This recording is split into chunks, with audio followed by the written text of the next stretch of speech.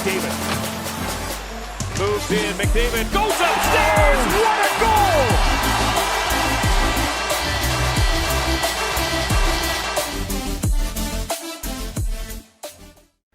Hey guys, how's it going? It's Etanyos here. Welcome to episode number 5 of this NHL 20 Draft to Glory series here with the Reading Royals. Today we are jumping into the 2021/22 season. Last episode was pretty eventful as we landed some really good prospects and saw quite a bit of growth in this team. So here's how the team is looking as of right now, heading into the season. I'm an idiot. Sorry guys. I had my entire face cam going here and didn't realize that I did not have the gameplay laid over top of it. So let's look through the lineup quickly here. I did reassign a scout and do a couple things like that. So this is how our lineup looks. Honestly, it's looking pretty decent for what we're trying to do. We got Richard Jovanovski in here again for the first time in our franchise's history. Goaltenders are all right. In the AHL, Eskarov and Bobkov are both looking pretty good. Yakimowicz is...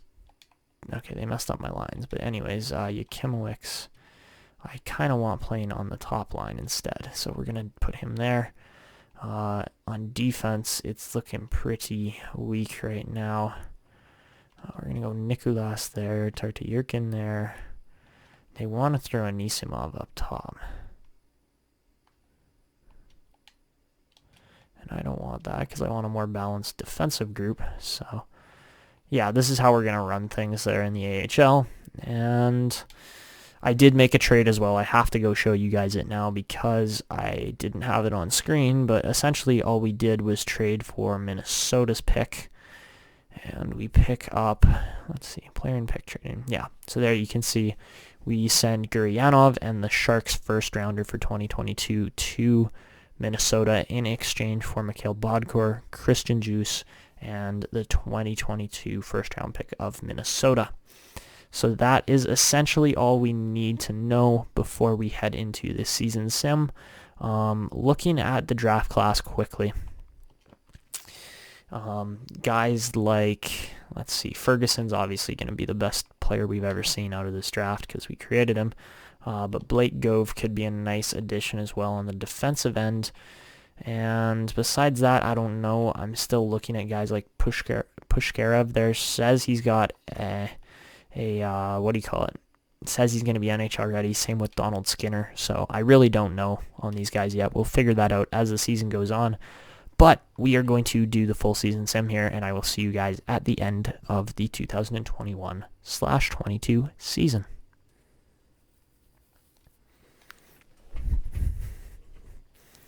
Alright, so guys, to end off the 2021/22 season, the Reading Royals go 33-44-5 for their worst record yet. And, yeah, I mean, they actually had a 4-game winning streak at the end there. That's funny enough. But, yeah, no, that's what we wanted. We wanted a weak season. Liam Zachary, 93 points, man. That is a lot. That is a lot for a second-year player, man. Jeez. Predators finished really dead last. Like, there's no question about that. And we were, let's see, with 71. That puts us second last in the league. All right, so I think we're where we want to be as far as the standings go. I want to see the scoring here. Dylan Hunt, regresses a little bit. Scores 86 points. Bryce Anthony averages over a point a game for the first time in his career, scoring 55 goals. Pretty high up there, I have to say, and he's just under a point per game now on his career. Dylan Hunt is quite a ways over a point per game as he's been spectacular so far.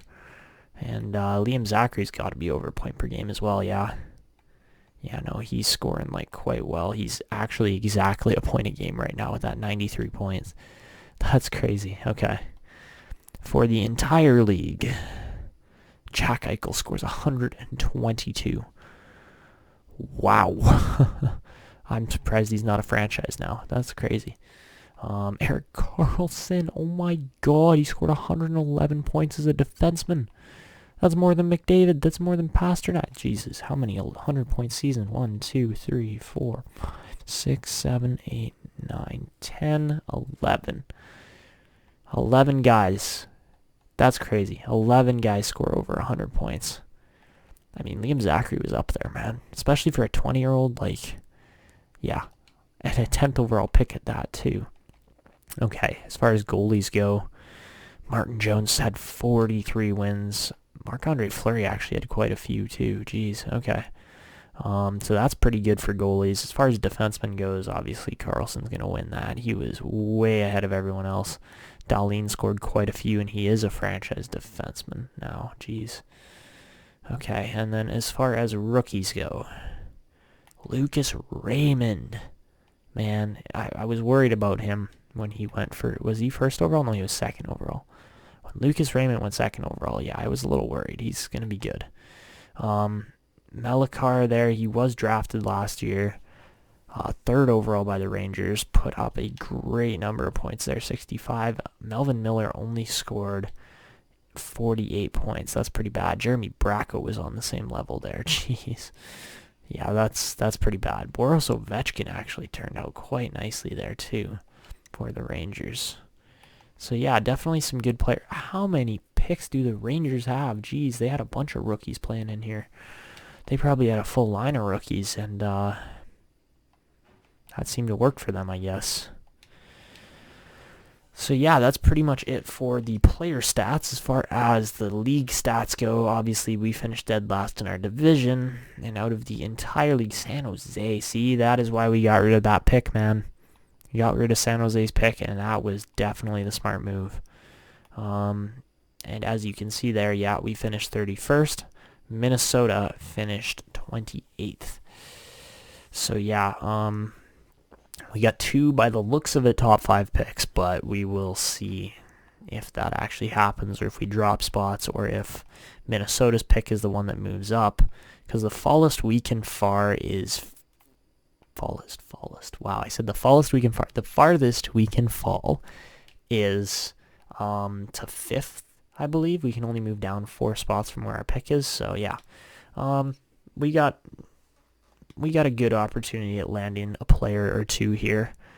And honestly, I think we gotta kind of, well, we don't wrap it up just yet. We gotta advance, see how the playoffs go, obviously. But we did pass all of our goals there for the most part. And man, like... we have the first line together. Like, that first line is set up properly, but, man, we have no depth beyond that, really, yet. Like, we need guys like Yakimowicz and Nabokov and just, like, somebody to start moving up through the ranks here and actually get into our team eventually, because we have literally, like, no forwards right now. The defense is starting to progress. Nicolas is going to be in the NHL next season, and Mink will be running in the AHL for another year at least. Yeah, like Mizak doesn't play enough. Amble doesn't play enough. Askarov's probably going to be in the NHL next year because our goalies dropped off pretty heavily after a bad season there. And besides that, on the defense, no growth at all. That's expected, though, when we have a bad season. But, yeah, not great as far as team development goes. We are trying to, like, we're going to start to try and move towards, you know, the playoffs a bit more as we advance through the next 2 to 3 seasons. But 3 years in already, and this is looking like a long draft to glory as far as how it's going. So, yeah, I think all we're going to do here is hit sim to draft, see who wins the playoffs. My bet is on the Colorado Avalanche. All right, so the Buffalo Sabres win the Stanley Cup, and the Bridgeport Sound Tigers are your AHL champions for the Calder Cup there. So there's our new cap, and I believe we have to stop this now. Otherwise, yeah, we don't get to see, or we don't get to save the what do you call it? Oh shoot, I forgot what it's called now. The lottery. That's the word I was looking for. We don't get to save the lottery for next episode. So, there are your... Ooh.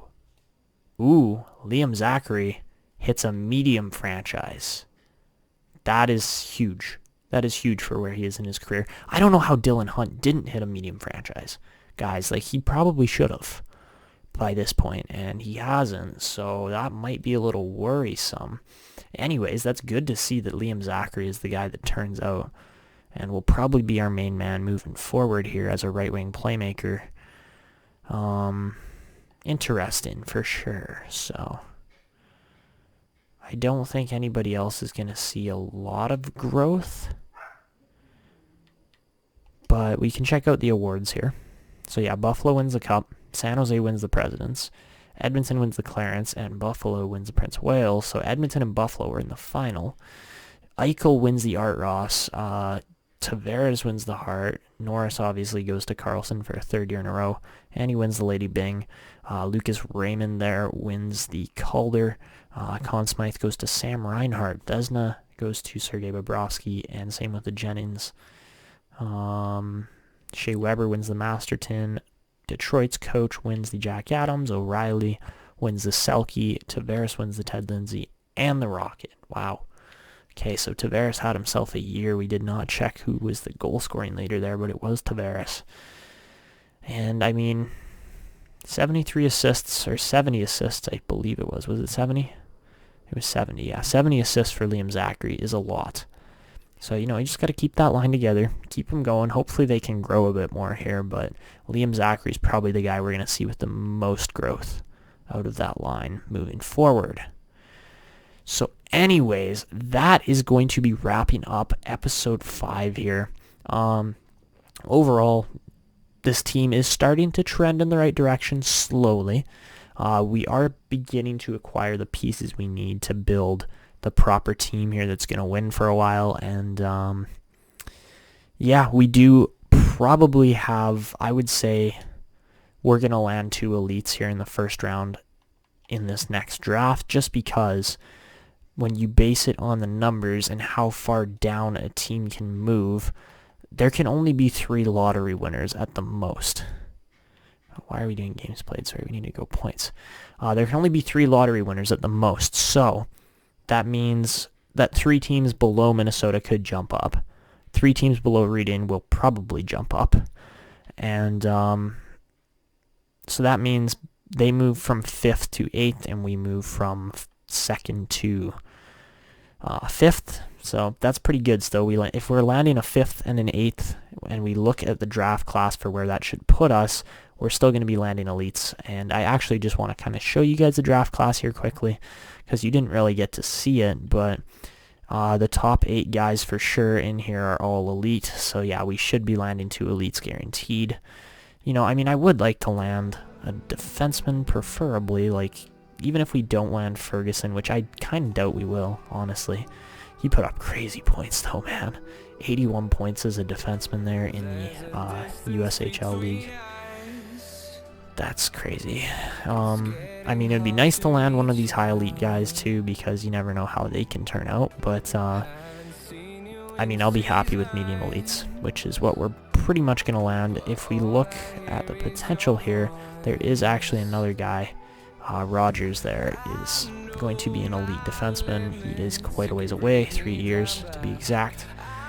But, I mean, we got a pretty good prospect list planned out here. I don't know who exactly we're going to land, but it's looking good here for us heading into this draft. So that is going to wrap up episode 5, like I said, and I hope you guys are enjoying this series so far. If you are new to the channel, please go down below, consider subscribing, leave a like on the video if you made it to the end, and feel free to leave comments too. I love reading your guys' comments, seeing what you're thinking, and that is going to be it for me. This is Etanyos signing out, and see ya.